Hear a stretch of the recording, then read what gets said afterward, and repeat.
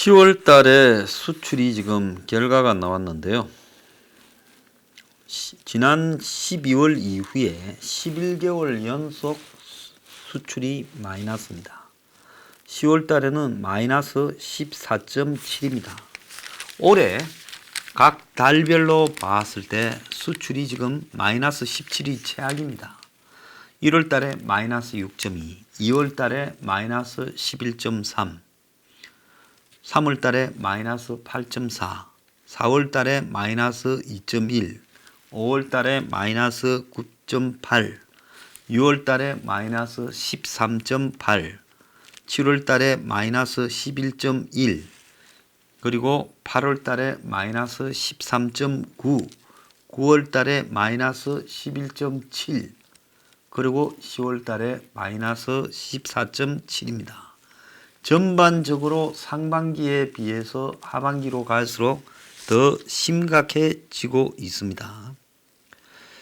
자, 그래서 한 3년 9개월 만에 수출이 최악으로 줄어들었는데요. 지금 이 와중에 소비도 얼어붙어 있습니다.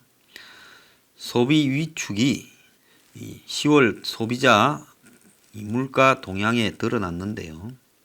택시, 가스 요금 등 공공요금이 인상이 되었는데도 전체 물가 상승률이 제로였습니다.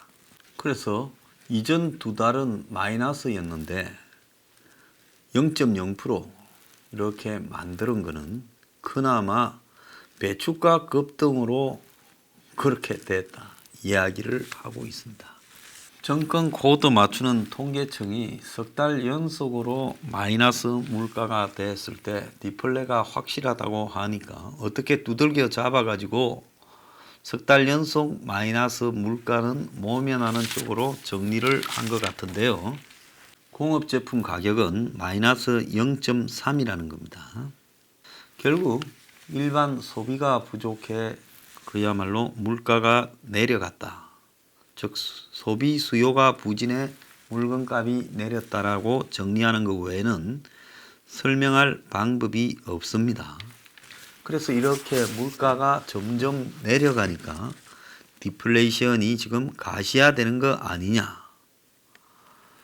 자, 그래서 지금 이런 국민들에게 다가오는 공포는 소비 부진. 안 쓰면 어떻게 되겠어요? 가게에 물건이 쌓이겠죠. 재고 증가. 그러면 물건 재고가 증가되면 기업은 어떻게 하겠습니까? 생산 위축, 생산을 줄이겠지요. 그럼 생산이 줄어들면 기업이 투자를 할 필요가 없지요. 투자 위축. 그러면 투자를 안 하면 어떻게 되겠습니까? 일자리가 줄어들겠지요. 그 일자리가 줄어들면 소득도 줄어들겠지요. 그러면 쓸 돈이 없으니까 또 소비 감축. 그러니까 점점 악순환을 하면서 쪼그라드는 양상이 발견되고 있다는 겁니다. 자, 서울 강남 신사동에 그 가로수길, 서울에서 제일 핫한 지역이다라는데 공실률이 18%라는 거예요. 2년 전에는 빈 점포가 아예 없었고 권리금이 어마어마했다는 겁니다. 제조업 재고가 2년 넘게 증가 일로이고 설비 투자는 11월째 지금 내리막길이라는 겁니다. 특단의 대책이 필요한데 한국은행이 겁을 먹고 금리를 1.25로 낮췄습니다. 그래서 금리를 낮춰서 돈을 좀 돌게 해보겠다 하지만은 약발이 없다는 겁니다. 기준금리를 낮춰도 시중의 대출금리는 올라갔다. 이런 이야기까지 나오고 있어요.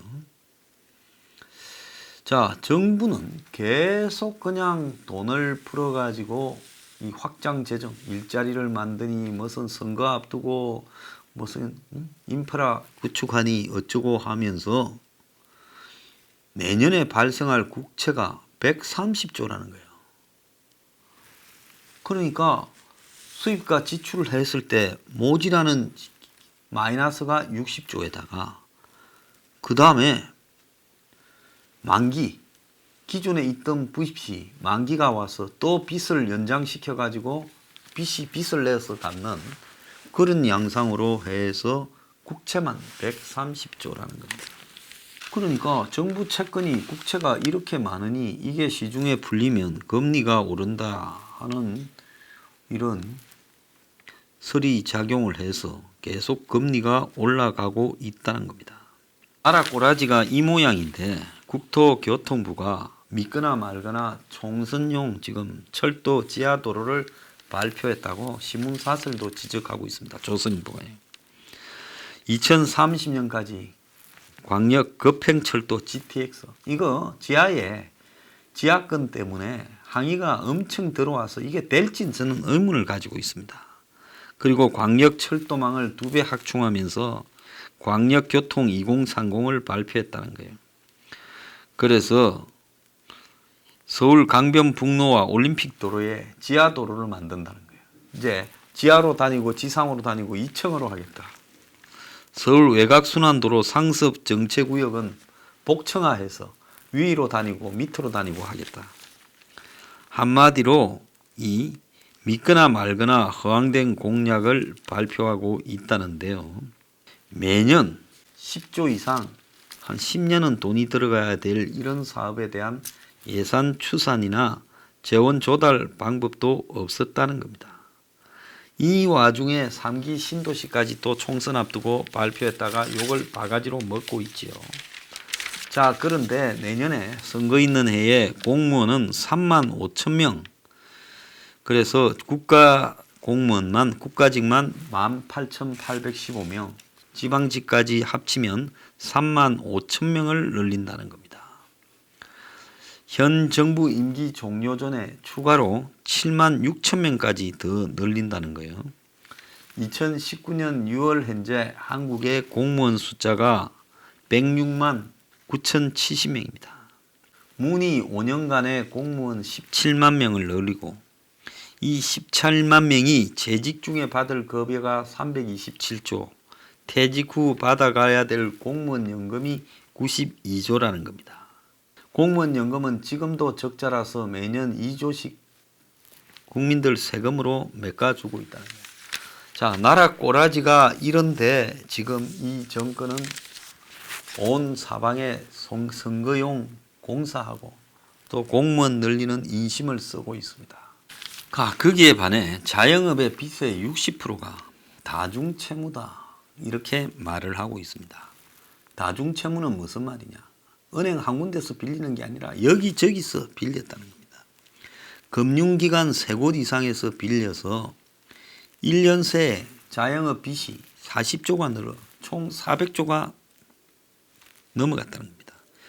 그래서 빚을 갚기 위해 빚을 빌리는 현상이 최근에 급격히 심화된다는 거예요. 그래서 빠른 속도로 자영업 부진이 지금 그야말로 부도로 연결될 수 있는 상황이 벌어지고 있다는 겁니다. 그러니까 지금 성북동에서 2일날 나왔던 다세대 주택에서 지금 집단 자살한 70대 어머니와 40대 딸 3명도요. 결국은 이 사업 실패하고 그러다 보니 또 자영업에서 장사가 안 돼서 지금 고민했다는 겁니다. 수개월 월세를 못 내고 결국 보증금까지 다 날리면서 3년 만에 이제 가게를 접었다는 거예요. 그러면서 빚까지 쌓였다는 겁니다. 자, 그래서 17평 크기의 방이 2개인 다세대 주택에 엄마와 딸 서이서 살았는데 이 집 현관에는 흰색 꽃이 몇 개 놓여 있었다는 거예요. 자, 그래서 지금 자영업자들이 이렇게 이제 무너져 버리면서 이들 기초생활수급자도 아니었다는 거예요. 자, 그런데 자영업을 하고 이러다가 상황이 안 좋아지면서 급속히 무너졌다는 겁니다. 지금 식당 주인들은 대출받아 버티고 옆집 사장은 카드론 10개를 갖고 돌려막고 있다고 지금 이야기를 합니다. 서울신용보증재단 관계자는 최근 강남, 명동 등 핵심 상권에서 음식업을 하는 자영업자 가운데 카드론이나 현금 서비스 4-5곳을 이용한 분을 쉽게 찾을 수가 있다. 카드론을 대출을 받으면 금리가 20%인데 신용 등급도 떨어지고 그런데 이런 대출을 10개씩 이렇게 받고 있다. 자, 명동에서 포차를 운영하는 한 분은요. 가게를 운영하기 시작하며 처음에 빚 1억 5,500이 졌는데 이게 거치 기간이 지금 만료되고 내년부터 원금 상환이 되기 시작하면 지금 큰일인데 매출이 오히려 줄어들고 있어서 사실상 소득이 거의 없다고 합니다. 월 매출이 2천인데 직원 2명 인건비, 재료비 등을 내고 나면 남는 게 없다고 이야기를 합니다. 치킨집을 명동에서 하는 한 분은요. 주류 판매를 하는 점주 대다수는 점포를 얻으면서 한번 은행에서 대출을 받고 또 주류 제조업체로부터 한번 대출을 받는다. 불황이 지속되어서 소득이 나지 않는 기간이 길어지면 이제 갈 때는 제2금융권하고 카드론밖에 없다. 그래서 지금 자영업자들이 거의 빚 무덤으로 내몰리고 있다. 이게 제가 다 예측드린 부분이지 않습니까? 좀 있어 보십시오. 자영업자들 다 죽어날 거고 지금 새우들이 등이 다 터져가고 있다. 밑에서부터 무너질 거다. 지금 이렇게 말씀을 드리지 않았습니까? 그래서 명동, 강남 등의 핵심 상권도 이렇게 무너지고 있고 자영업자 커뮤니티에는 대출받는 글들이 대부분 도배가 되고 있고 30일 이상 연체 비율이 계속 상승하고 외식 산업의 경기 지수가 역대 최저라는 겁니다. 자, 지금 이 다중 채무 금액이 60%가 지금 다중 채무라고 하고 이 채무의 규모가 지금 408조면 지금 이분들 상당수가 오래 버티지 못할 가능성이 커집니다. 나라 꼴이 큰일 났어요. 그래서 지금 올해 들어서만도 수십 건의 집단 자살이 여기저기서 지금 속출하고 있습니다. 제가 어제 세보다가 30몇십 건까지 세다, 다시 합시다. 30몇 건까지 세다가 포기했습니다.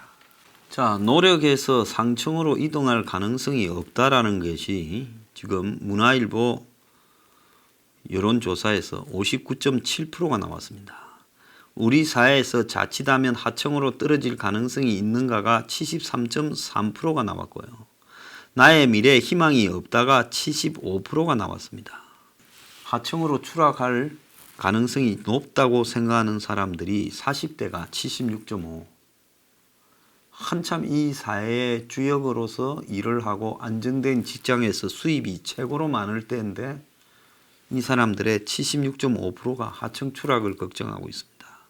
인천 경기 거주자 77.4%, 월 수입이 100만 원부터 300만 원인 계층에서 77.4%가 나왔다는 겁니다. 상층으로 이동할 가능성이 있냐니 한 60%가 가능성이 없다라고 대답을 했습니다.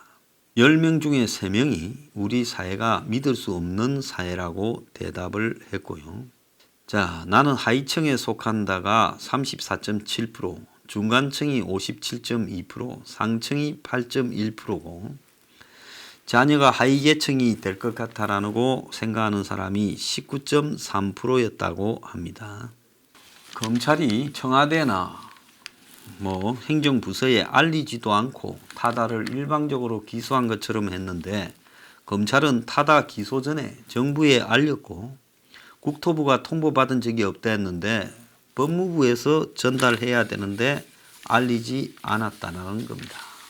공정위원회 새로운 공정위원장 조성욱이는 경쟁 촉진에 긍정적인데 지난번에 공정위원회에서 타다에 대해서 미리 의견을 냈어야지 그걸 안 내고 있다가 이래 되느냐 지금 그런 이야기까지 했습니다.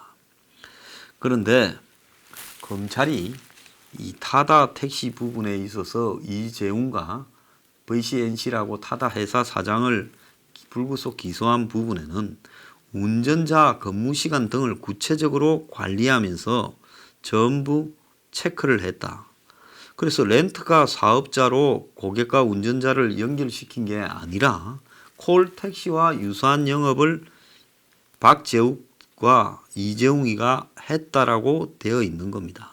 인력 공급업체로부터 공급받은 운전자들의 출퇴근 시간, 휴식 시간, 운행해야 할 차량, 승객을 기다리는 대기 지역까지 전부 관리 감독을 했고 타다 드라이버 전용 앱을 통해 운전자를 관리하는 방안을 공모하고 실행했다. 그리고 타다 측이 소카 소유의 승합차 차고지로 운전자를 출근하도록 하고 이들에게 승합차 배정을 하고 승객 수요가 예상되는 쪽에 가 있으라고 이동하게 했고 승객이 타다 앱을 실행하면 운전자가 타다 측에서 위치 정보를 받아 운송하는 방안까지 마련해 줬다는 겁니다. 자, 그래서 이렇게 했는데 이게 어떻게 불법 행위가 아니냐 꼼짝 말아라는 겁니다.